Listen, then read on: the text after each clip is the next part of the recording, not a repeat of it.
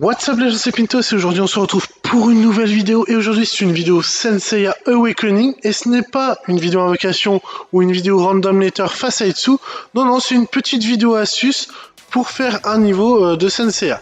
Le niveau en question c'est le niveau sélection, là où vous pouvez choisir donc entre trois personnages, un personnage que vous allez mettre pour ensuite pouvoir faire une équipe et faire 6 combats que vous devez gagner, ou si vous avez 3 défaites vous êtes éliminé, tout simplement.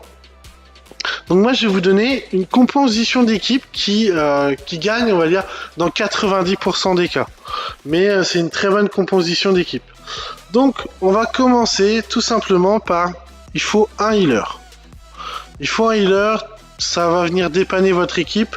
Si vous prenez trop de dégâts, au moins vous avez un healer qui va venir en soutien. Ensuite il vous faut un gros personnage DPS. Pour la simple et bonne raison, c'est lui qui va tout le temps attaquer et qui va vous faire clairement gagner la game. Donc il vous faudra au moins un personnage DPS. Ensuite, il vous faudra au moins 2 contrôleurs. 2 contrôleurs, ça veut dire que vous allez avoir le pas sur 2 personnages adverses. Soit vous prenez le healer adverse et un de ses gros personnages DPS, soit vous prenez un de ses contrôleurs et un gros DPS aussi à côté, à contrôler à chaque fois. Ça va vous permettre de temporiser au niveau de l'équipe, d'éviter de prendre trop de dégâts, ou alors d'être trop souvent contrôlé, et de ne pas pouvoir jouer non plus en face. Voilà. Là vous allez me dire, il manque des personnages. T'en as 4 sur 6, voilà, c'est compliqué.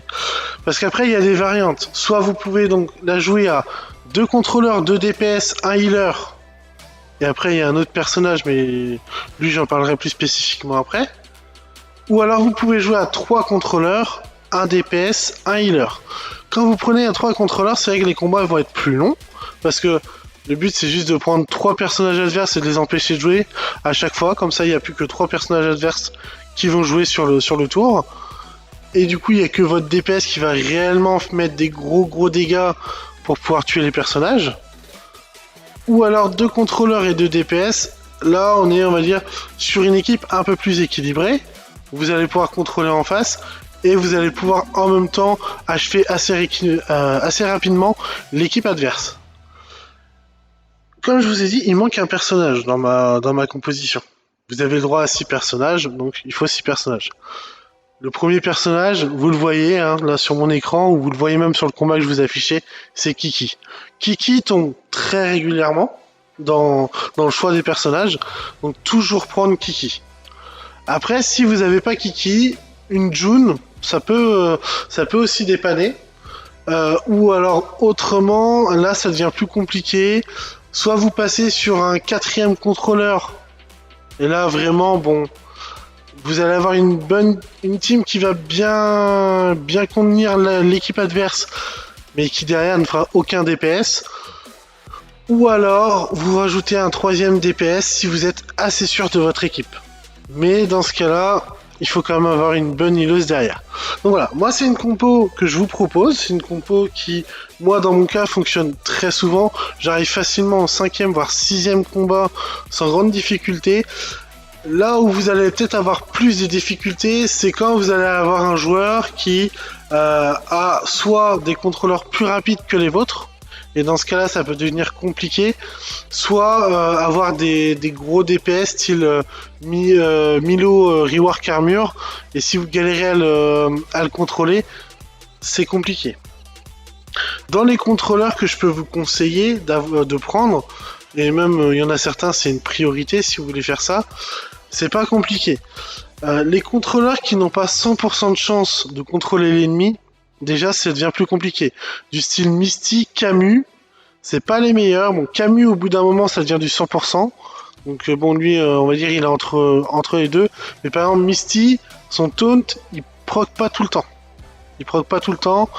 Donc c'est vrai que ça peut être compliqué. Ceux qui vont être les meilleurs dans cette discipline, c'est pas compliqué. On va avoir le Shaka, le Shiryu, le Shun, Minos. Ces trois-là vont être excellents en termes de contrôleur. Il peut y avoir la prêtresse noire, mais bon, la prêtresse noire, elle est très faible. elle va être facilement battable. Donc plus ou moins compliquée elle. Mais très clairement, vous avez Shaka classique, Minos ou alors Shan. Ces trois-là, vraiment, c'est une triplette imbattable, je pense. C'est une triplette imbattable. En termes de DPS, vous allez avoir Milo Rework Armure. Vous allez avoir le Hades, très clairement Hades, il fait largement le café dans ce mode de jeu-là. Vous allez avoir Doko aussi, Doko qui n'est pas sous-estimé. Hein, avec ses dragons de Rosanne, il peut très clairement clean une équipe à lui tout seul.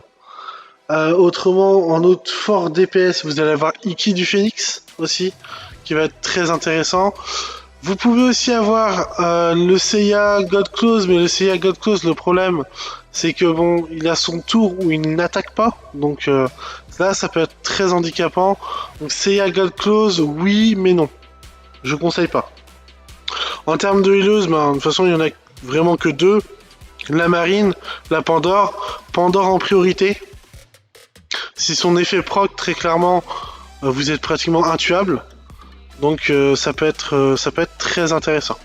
Donc voilà, je vous ai donné ma composition d'équipe, je vous ai donné mes persos aussi que pour moi sont les plus intéressants pour jouer ce type de compo là.